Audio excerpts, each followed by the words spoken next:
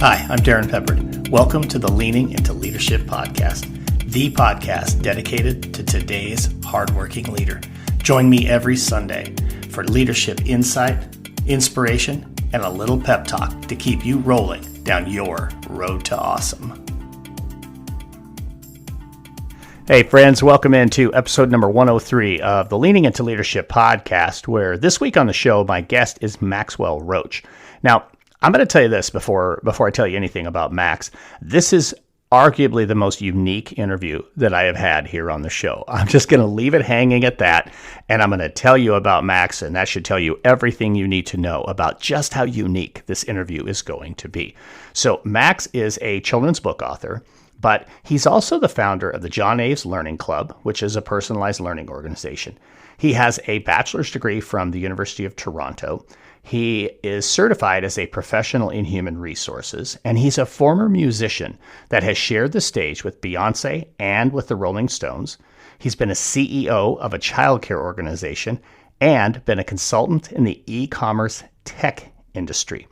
Max is all about just filling the industry gaps by whatever method he can through disruption and modern solutions. Folks, this is a really cool interview. I know you're going to love it. It's a lot of fun. You're going to get it all right on the other side of this.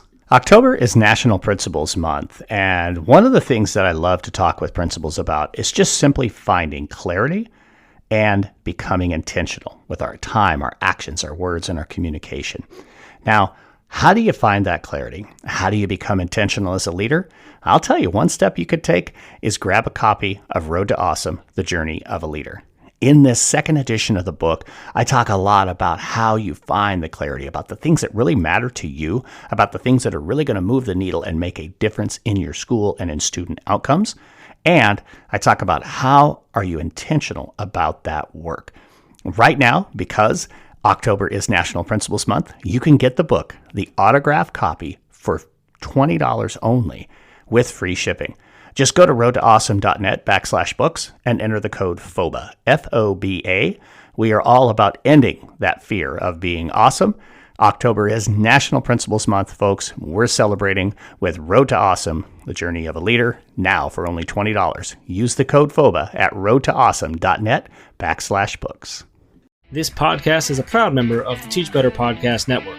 Better today, better tomorrow, and the podcast to get you there. Explore more podcasts at www.teachbetterpodcastnetwork.com. Now let's get on to the episode.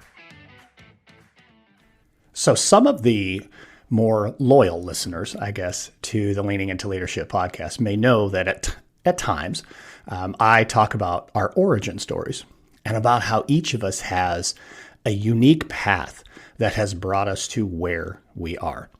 Now, today on the show, my guest is Maxwell Roach, and you talk about an interesting origin story. We have someone who is a trained musician, someone who has worked in the tech industry, has been in business. Now his work has taken him to providing tutoring and working with students in private schools.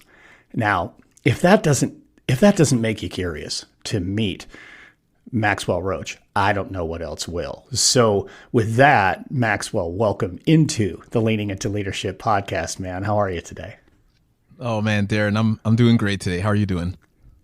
I'm doing outstanding. I really am. I'm excited to have this conversation with you. And obviously you and I have had a conversation previously, and we talked for a little bit before we hit the record button today, but you've got such an interesting journey. And this is one of the things, honestly, that I just love about human beings. You know, it's so cool to learn what people are doing, but to me, it's just so empowering and just so intriguing to learn what they've done to be where they are right in that moment. So let's start there, Max, with just tell a little bit of that background, tell a little bit of your story that puts you here in the studio with me today.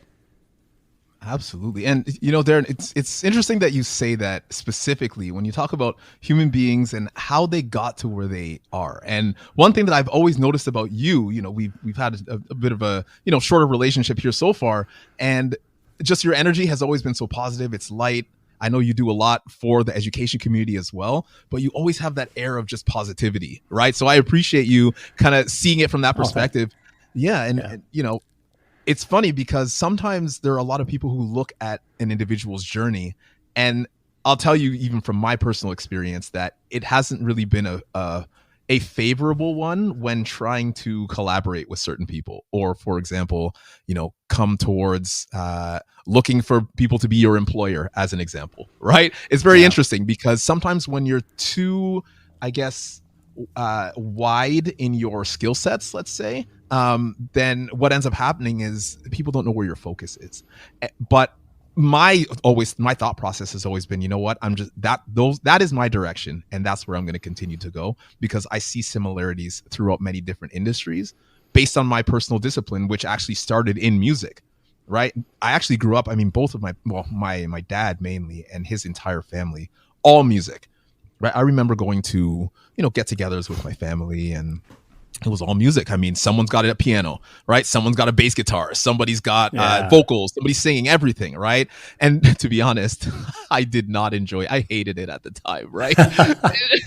It's so interesting to think back as to where the things that you learn as a child, which is actually very important, I guess, part of the conversation when you think about environment, right? Your environment, whether you like it or not, has a very strong effect. And it definitely is a precursor to what you know and how you learn and the things that you become, right? Even if you don't enjoy where you are. So, talking about how I kind of got to where I am today, it's very interesting because what I found is that it all came down to practice, right? That's the term we use in music, right? Another term could be repetition or creating muscle memory or whatever that might be. My dad, he always used to say, practice makes perfect.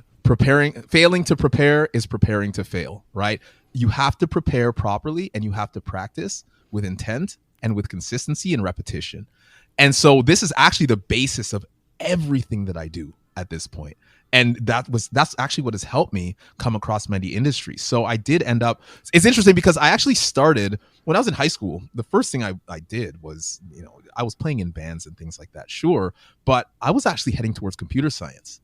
And I went into computer science right out of high school, right? Went to university, got into university, loved it, right? We were building websites and doing all these things. We had a website business and all these things, right? So, went to university, and I realized, well, wait a minute. I don't really want to look at a black screen all day typing in my own random syntax for the rest of my life, right? That wasn't interesting to me. So, I went through the first year and everything, and I think my mom, she really saw that it wasn't my passion. I did end up taking business courses for the second half of that first year, and it was really interesting. I was like, wow, I love business. I love the accounting side. I love kind of looking at the numbers and things like that. And my mom said, you know what? If you're not going to do this, you got to do something. So she found a school across Canada. So I'm in Canada. I grew up in a city called Windsor, Ontario. And so she said, you have to get out of here. Go across Canada and go to this music school.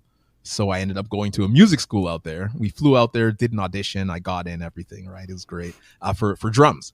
And so went out there, and this was the first time I was away from my family, right? I was always with my family. I think I was about 18 or something. And I went to this school, and let me tell you, these 2 years that I went to this college were pretty much one of the most fantastic 2 years of my life. Both on a high end and on a low end as well, because you learn a lot when you're on your own, right?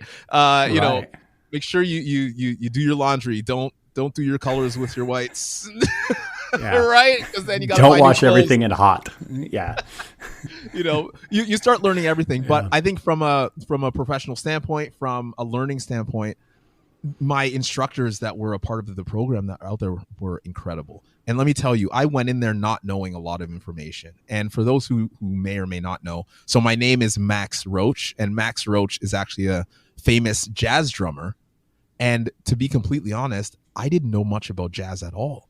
So I'm going into a school where people expect me to know all this information and I don't know anything, right? So some people I think would take that as maybe not so positive. But for me, it was actually something that I took and I said, well, I don't want to embarrass myself. I need to make sure that I'm on point. So it really, again, in that first year, by the end of the first year, I was performing with my teachers, playing jazz. Again, I didn't understand the language in itself. I didn't understand how to play. The things that I had to practice I thought they were impossible when I first started, right? And I think this is maybe a lesson to those as well, or maybe something that would touch someone else as well, where things are hard at the beginning all the time. Yeah. That's just how it goes. So you just have to practice it and continue. And so I took this after 2 years in Edmonton, Alberta was where it was. I actually went to Toronto, Ontario, and finished my university degree in music and in arts. And during those 3 years, I mean, I was touring the world. I had the chance to perform with some amazing individuals. We went across, we did quite a bit of traveling. I was able to open for Beyoncé as well. So we were the support band going across to the major stadiums as well here in Canada, which was amazing. I've okay, wait a second. Let's not gloss over that. So you opened for Beyoncé. Let's just call that back out. You don't have to tell the whole story, but folks, I don't want to gloss over that. That's huge. I mean, again, I think what it is it's a testament to continuing the journey regardless of difficulty, right? Myself doing all the initial practice that may have been, 4 or 5 years prior to this, and putting that effort in with the intention, again, it wasn't money driven. I'll tell you right now, if you're in music for money, you're in the wrong business, right? So the intent was, I love this, I want to do it, and I want to continue doing this, and I want to get better, I want to increase my skill set, and it lands you on these stages, right? I mean, another one is that I speak of is the Rolling Stones. So one of my teachers was actually the sax player for the Rolling Stones. And so I was able to actually, Charlie Watts, the late great Charlie Watts, he played my drum set at one point when I was doing a performance in front of him, doing jazz renditions of their songs. So being able to be, and then, he's got the tightest of pants. So we're having amazing conversation in the back. I was wearing tight pants at the time too, but couldn't hold a candle, but these are all a part of sort of the journey, which is really incredible. And of course, the question still remains, how does this relate to education, right? But I think what I learned is that at that point, actually, what I needed to do, and I think this was actually a turning point for me. I, again, married, I have my wife, you end up having a child, right? I found that I couldn't tour the world while having a child anymore. Now, not everyone feels this way, right? People will still go and do what they needed to do, but I felt that my children were the most important part. I had been dreaming about having kids. I loved the idea of having kids, right? I was really excited to have my own, little boy, little girl, and, we're hanging out. I'm teaching them things. My daughter, she's amazing at drums already, by the way, which is it's so interesting. Again, keep them in the environment that you want them to. But being able to make that transition, listen, I picked up the phone and I called all of my employers. Everyone who I was talking to in terms of music, whoever was employing me, I said, listen, I'm done. That's it. And I'll tell you, I didn't have anything lined up. I had nothing lined up. I think I ended up, the one thing that I really was sort of on the brink of was I was starting a little business, and it was a food business, right? So I was actually creating a bread product that was sort of for low carb, right? Ketogenic, those who have celiacs, things like that. So I was creating a low carb bread product, but it hadn't taken off or anything. I'm putting in more money than I'm actually getting. But I still called everyone and I said, I need to do something for myself and for my kids right now. I need to take this time. And, I was doing all kinds of things after that. I was driving Uber. I was doing I'm a pretty fast typer. So I started doing transcription jobs, but then when you type for too long, your elbow starts to hurt after a while. So I had to get out of that. But I was doing any and everything. But all in this time, I was also building my bread business because I believed in that as well. I always wanted to have my own business. Went into that. I started selling bread all across the greater Toronto area. I had about, I think it was 12 stores. A few of them were chains. Money was coming in. Demand was coming in. But then the demand was too much. I couldn't scale, right? You get all these problems, and again, like and let me tell you, I was hiring people into my company as well. But then you realize, hiring's not that easy when you don't have experience and when people are burning your bread and like all these things, you don't have a mentor and you're learning on the spot. So how do you deal with all of this? But again, all of the same principles that I learned from music, I took into bread. I took into creating this new business, right? And then I took that and I continued. I left the bread. I went into I went into an organization where they were a multi-million-dollar software company. So I ran operations for them. I started, I was growing that company. I grew it from about 6 people to over 50, 60 people. We were traveling the world, administering scholarships to universities. And I loved, for research purposes, and I loved this because being able to help postdocs and researchers and PhD students, help them by giving them money to be able to continue to create the devices that we have and push research. I'm like, I actually really love this education piece. This is really interesting. So after I'd left that company, there's a lot in there as well. I learned a lot. Again, I was going and talking about deep learning, all these things that I had no idea about, right? And I was talking to the professionals about it, professors and students and all these things. And I'm learning all at the same time. And again, here's the thing.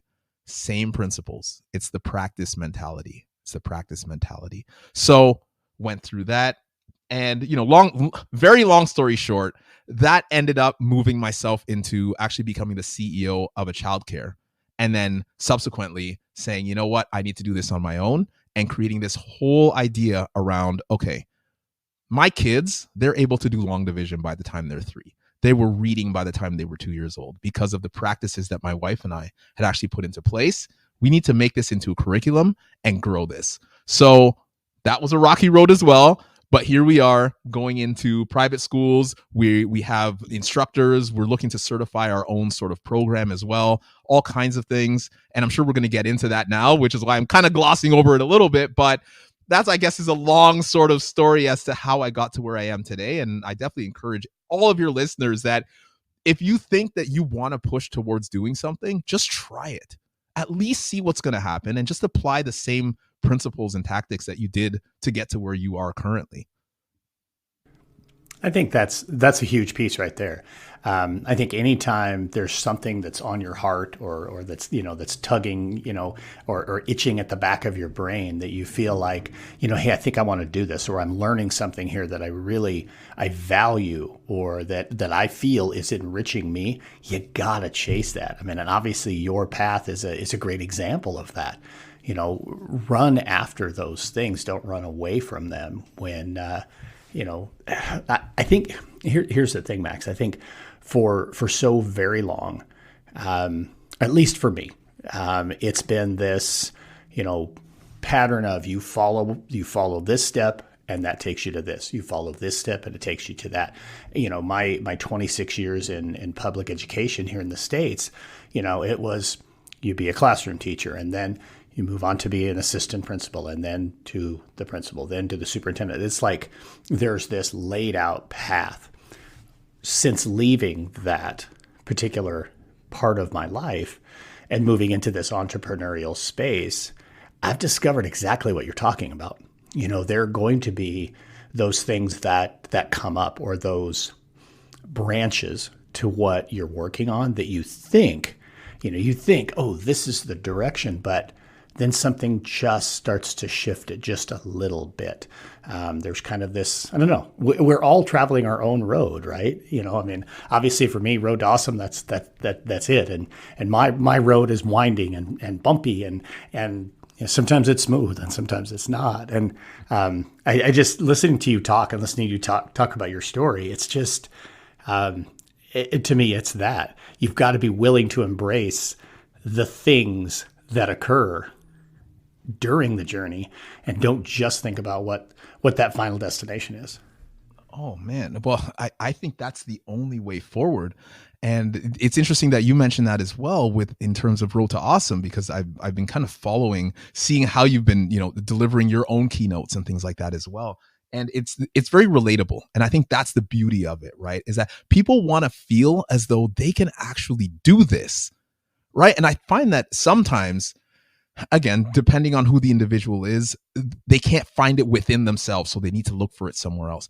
Now, you had mentioned something very interesting there where you were talking about enjoying the road. Now, I love the fact that you focus on the actual road itself, right? Because the road, That's all it is. So recently, what I found for myself is that I've actually I kind of set my whole family up on this, right? There's this app, and again, this is not they're not paying me or anything. There's this app called what is it? Habit Rabbit. That's what it's called, right? So you get these little cute rabbit kind of caricatures, and you can dress it up. You can, give it a scarf whenever you complete a task, things like that, right? So I set these up for my kids, right? they absolutely love it.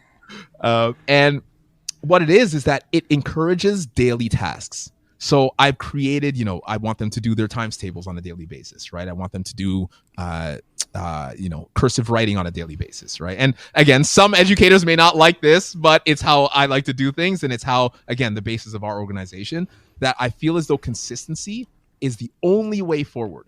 And if you enjoy that consistency process, the goals, they'll come along regardless. But it's the road that is just so important that you need to enjoy traveling. Right? Because that's where all the beauty is. It's incredible. Yeah. There's nothing better. And when you think of it this way as well, just thinking about this now, if you're not tired and you've been driving for too long, but if you're driving down a road, there's beautiful scenery all over. But there's something also equally as beautiful that you're just going past this. You're just continuing to go. You're seeing what's ahead, and what's ahead is changing, but it's still kind of the same. Right? But you're just driving towards it and driving towards it and driving towards it. And it's a wonderful thing. Sometimes you have to rest. It's fine.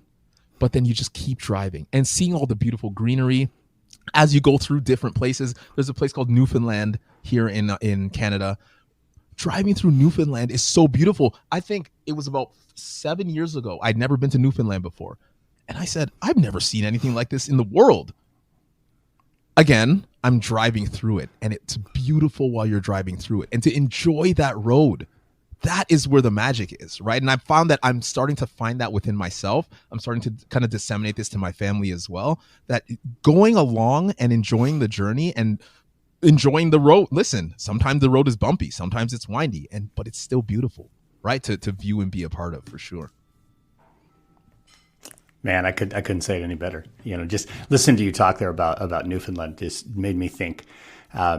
The first year that I was a superintendent in Colorado, so I was in the mountains in Colorado, and I was on my way to a meeting or something, and I had to go on this kind of back road to make my way down to the interstate from where I was.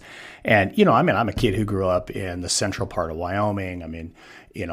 Mountains have been a part of who I am most of my life. And I came around this one curve, and Max, it's the first time ever that I said, I have to stop. I have to stop and get out of the car and look at this. And every time, and I drove that road a lot once I got, into the groove of being the superintendent in that community, man, almost every time I had to stop. If people came to visit, that was the one spot I'm like, I know I'm going to take them here, because it was a space that just left me in awe, just standing there looking, right?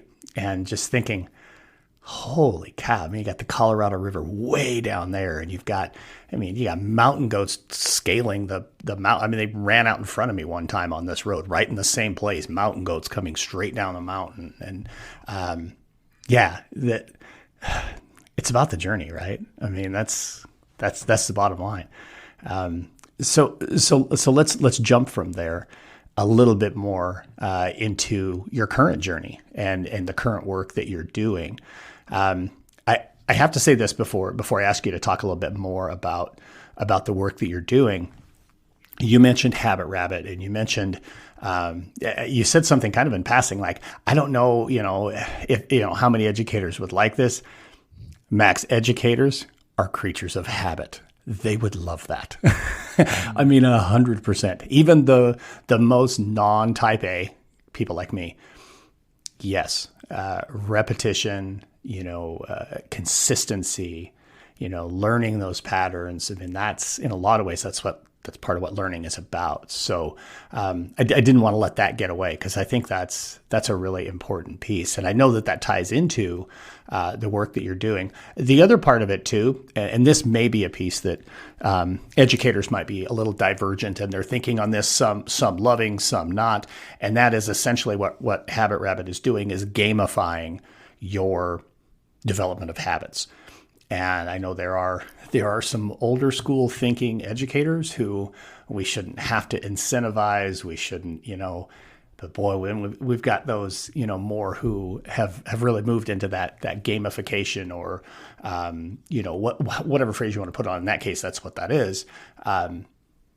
Portion of education where we're embracing the technology and the rapid reward in, that's been built into our minds, right? I mean, there's just, every one of us has a cell phone, and, it's instant gratification and instant reward and that kind of thing. So I think there's a lot of benefit to something like that. And, I'm not a great creator of habits. I might have to look at that particular app for myself.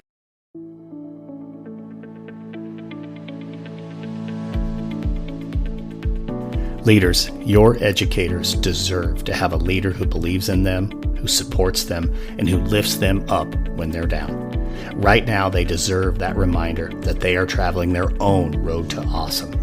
On that road to awesome, we focus on the things we can control, and we let go of the things we can't. On that road to awesome, we rise by lifting others, not by pushing each other down. And on that road to awesome, we change the world one conversation at a time. Leaders, I want to work with your schools. I want to work with you and your educators to lift them up, to honor the work they do, and to let them know they are not in this alone. Let's get together. Let's have a conversation. Let's get your teachers back on that road to awesome, to find that love, to find that clarity, and to walk in their purpose. Reach out to us at roadtoawesome.net for your opportunity to bring Road to Awesome to your school.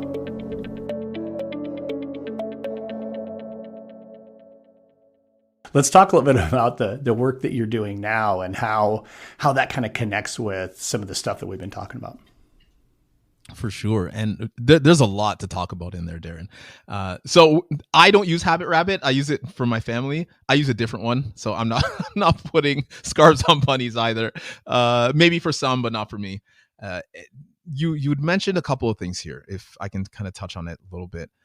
I think that when it comes to, I prefer to kind of look at it as rewarding system, right? And let's be realistic. Every individual is utilizing a reward system. It doesn't matter if you're, an educator from, the older, I guess, era.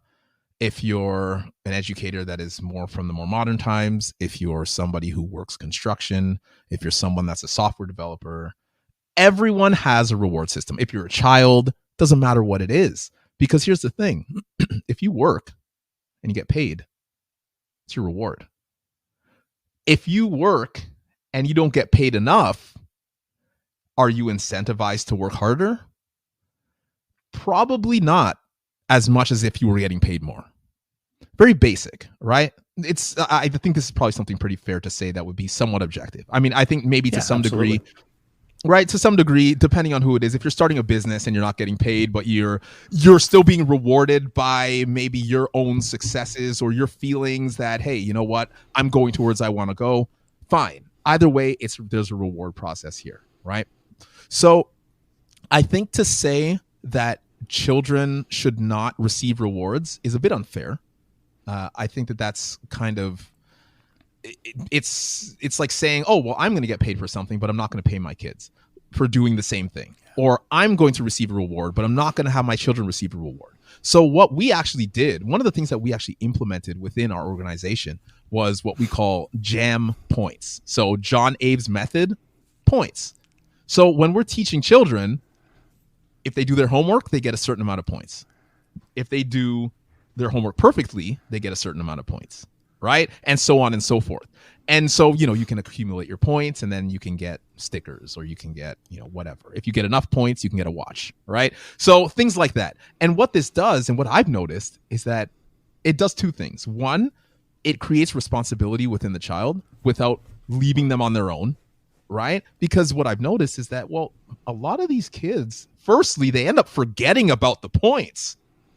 After a certain amount of time, they're not even actually thinking about it. But while they're going through this process, they're thinking, oh, I want to get that watch, so I'm going to save up for a long time. How many points do I have? Oh, I did my homework, Mr. Max. Like all these things, right? And it encourages the learning. So why would we remove this? This doesn't really make too much sense to me, because we're built on reward systems. It's how it works. You go to work, you get paid, you win a basketball game, you get a trophy, right? This is how it goes. So right. I think that this idea of not incentivizing is a bit tough for me to understand. And it's, again, we have built our company on the opposite basis of that. And I would almost say as well, in terms of rewards and incentivizing, it's not only actually receiving something, it's also giving in terms of what the actual student needs. So I'll explain this. One of the reasons why our children were able to do long division by the age of 3 is because we delivered it to them in bite-sized format, and 2, in a method that they are able to accept and they're excited about. Excitement is also I guess how you could say, it's a form of reward, right? It's a form of a reward system. When you're excited about something, when you shoot a puck into the hockey net, you're excited because you scored, right? That's what it is. So that's a reward for all the work that you've been putting in, right? It's amazing, right? So yeah. I feel as though when we've been teaching children and doing these things, when we're engaging them on a level that they are actually apt to and open to and are excited about, not only do they learn better, but they're also very excited to come in and say, well, I want to learn more, or I'm willing to accept this information. And it sticks, right? So we have what we call the 3 L's. So first is love it, then learn it, and then live it.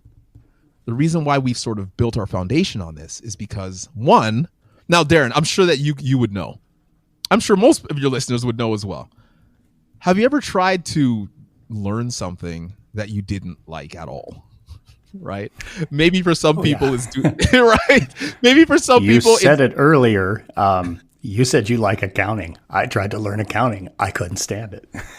So I was just going to say, some people, I mean, doing your taxes as an example, right? Yeah. Do you love it? I mean, I think it depends on who you are. I think it takes a very specific person to love this, right?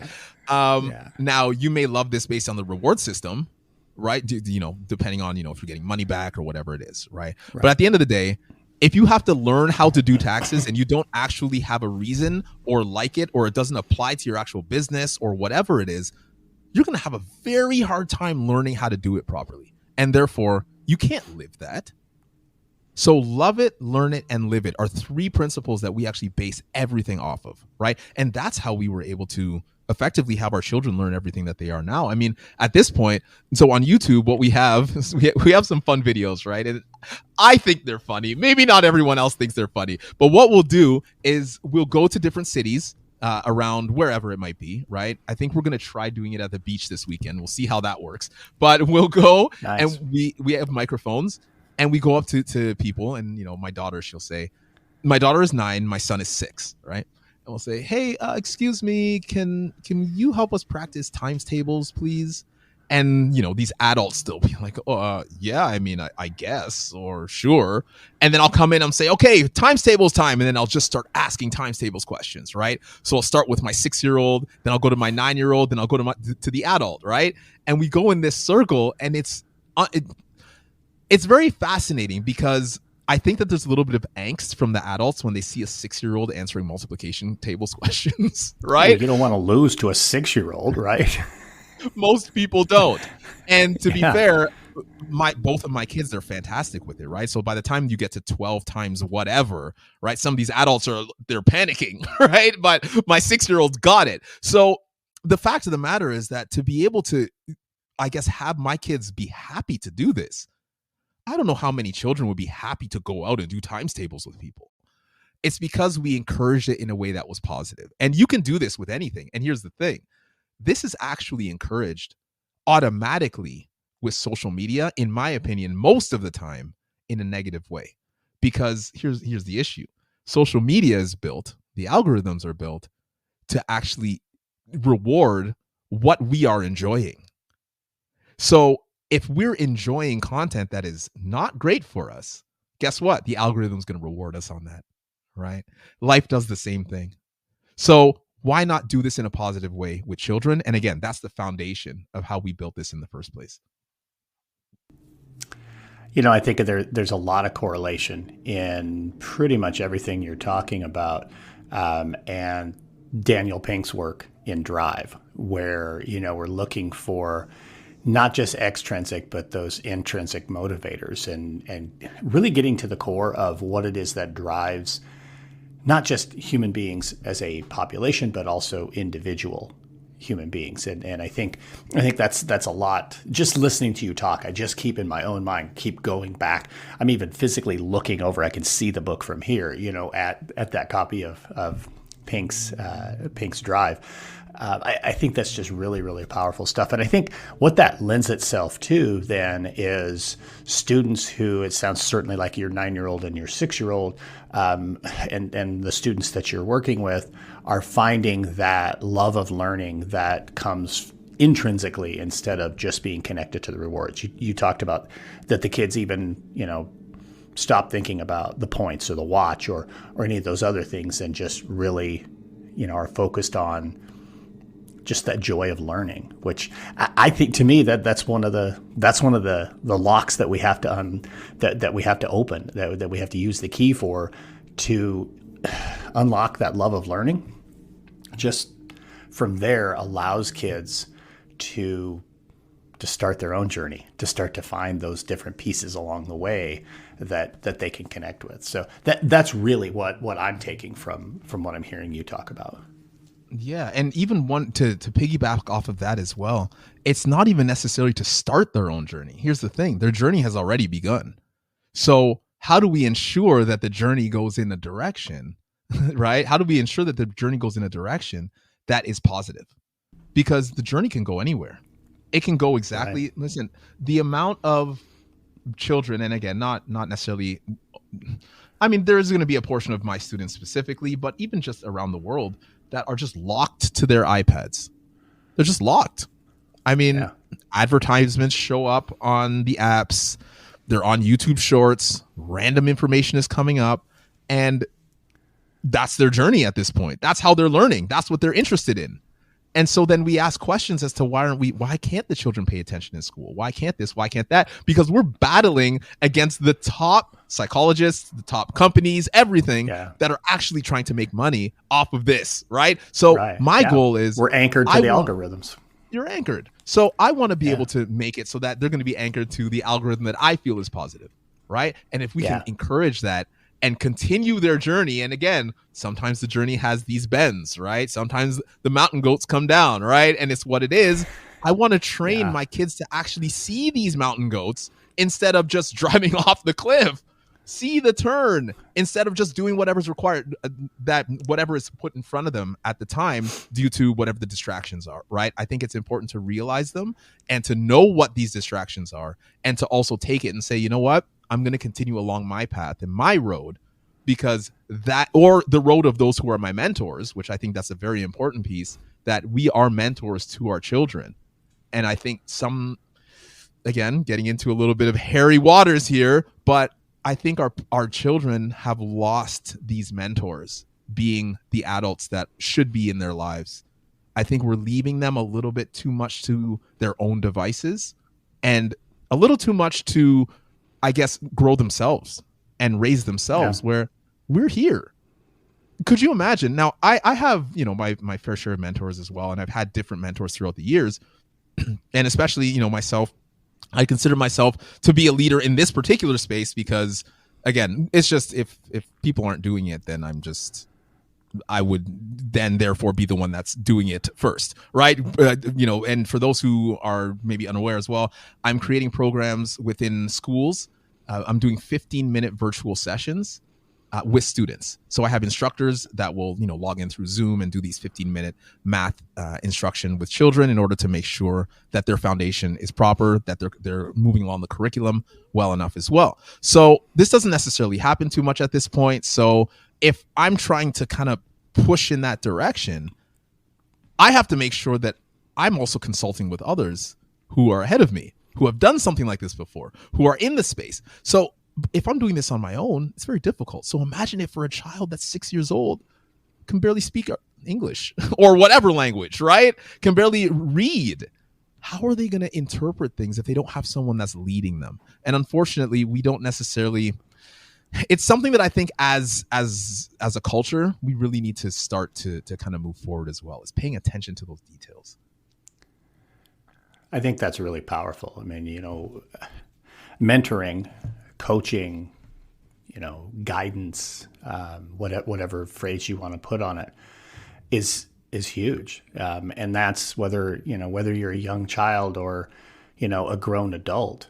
We all learn from and model that we see around us. So having those positive role models, those positive examples, especially for our young kids, is really, really critical. And I mean, we could chase that with teacher shortages, with with political division and all kinds of other stuff. And so I won't chase that because that's like another 2-hour show. And as our time is starting to wind down anyway, I will leave that piece as I very much agree with you, Max, that that mentorship and that being the positive role model for our kids is something that's absolutely paramount and that we must do. So we're at the point. Let me ask you the same question I ask everybody here on the show. That same final question, which this is the Leaning into Leadership podcast. So Max, tell me how you right now are leaning into leadership.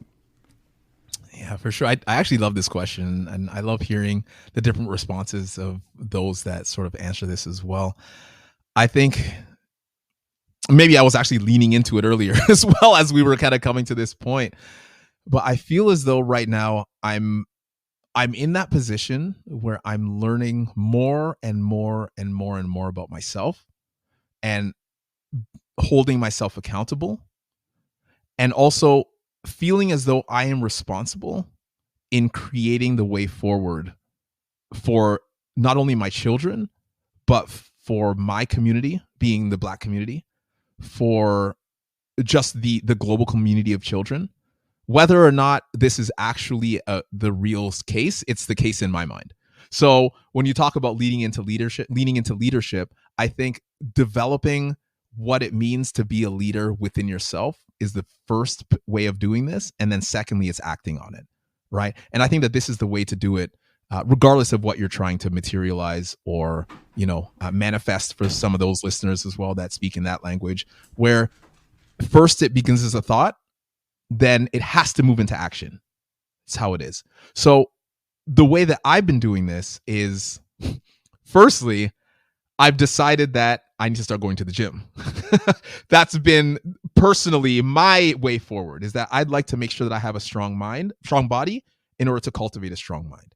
And not only that, it helps with the consistency side of things, and it helps to make sure that I have some sort of grounding that I know that I have 100% control over. If I do not go to the gym doesn't come to me, right?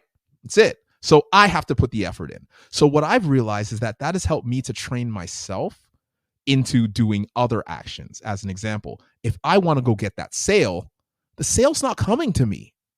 I have to go get it. If I want to create that curriculum, the curriculum isn't just coming to me. I have to create that curriculum. If I want to write that book, the book isn't just coming to me. I have to actually write the book.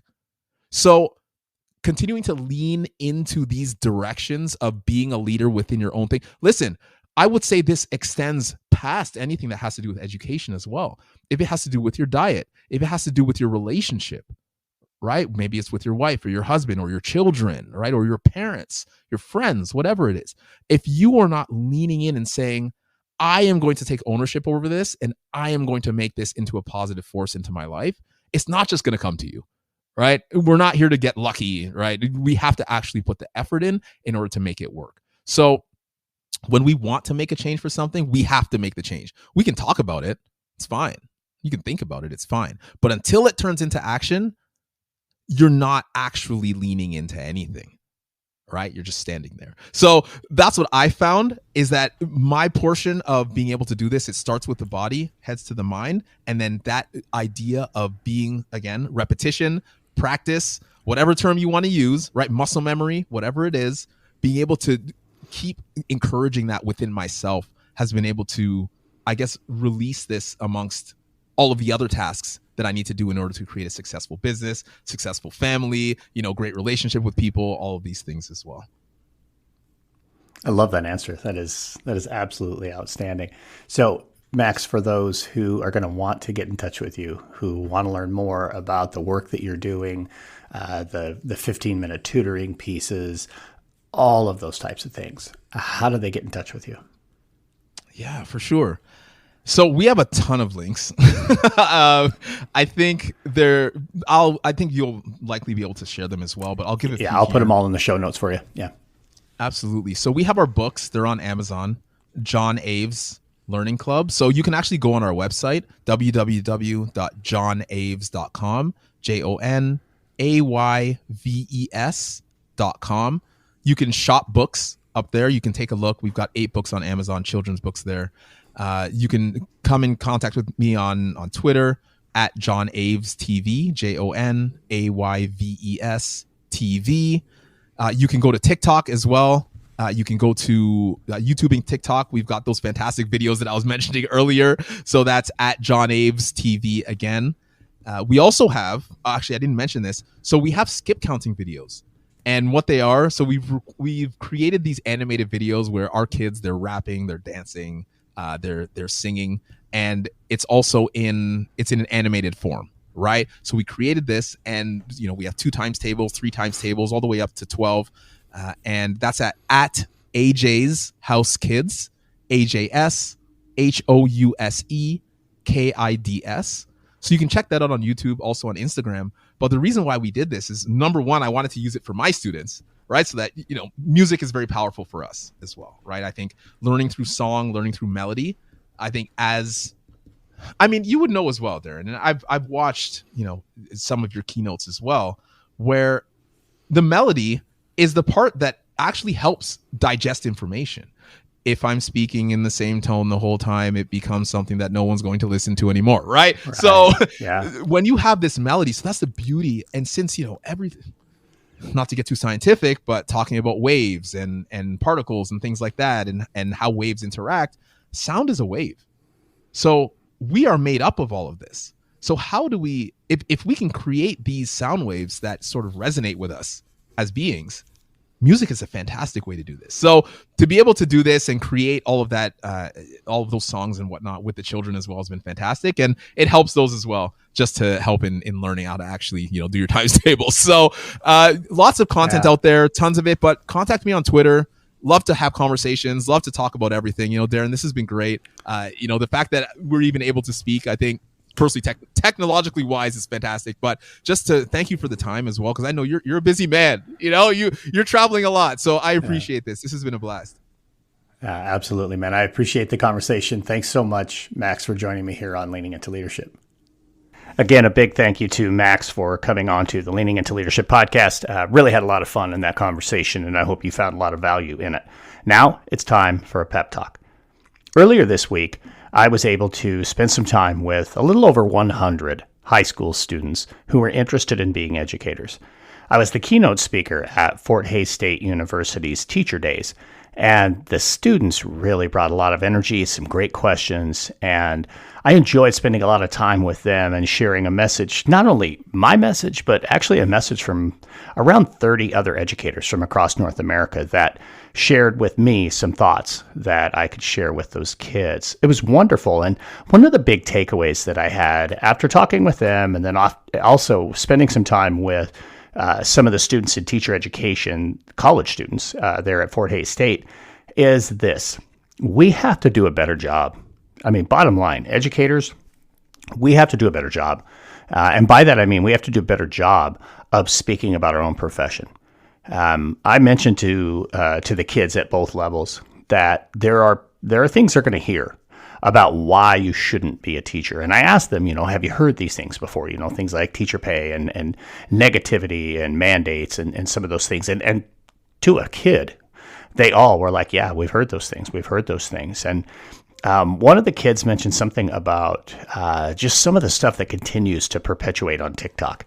And while at a point, those things are funny, and there are some humorous pieces there, there are also some pieces where we are doing a really poor job of telling our story about why it's important to be an educator. And I'm not saying we shouldn't speak out about things that are negative in our industry. I am not saying that. Do not misunderstand me. But what I am saying is we've got to do a lot better job of selling people on the profession that we have all chosen, the one that we have poured our life into.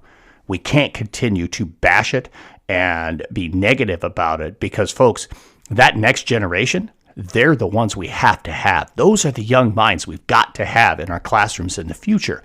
And if we continue to speak ill of the work that we've all poured our heart and soul into, man, we're doing ourselves a big disservice there. So this is a bit of an impassioned rant. I don't know if this is really a pep talk. This is just more of me getting on the pulpit for a minute. But we've got to do a better job. All right, that's my challenge for you this week. Find something you can do. Find a way to promote. Say something positive about education. I realize it's tough right now. I know it's challenging right now. And it's not exactly the best that it's ever been. But you know what? For us to fix that, we've got to get the right people in our classrooms in the future. All right? That's your challenge. That's your pep talk. Let's talk positively about our profession. Thank you so much for joining me here on Leaning Into Leadership. Have a Road to Awesome week. Thank you for listening to the Leaning Into Leadership podcast, brought to you by Road to Awesome. Don't forget, click subscribe, give a review, and share this with somebody who might also enjoy leaning into leadership.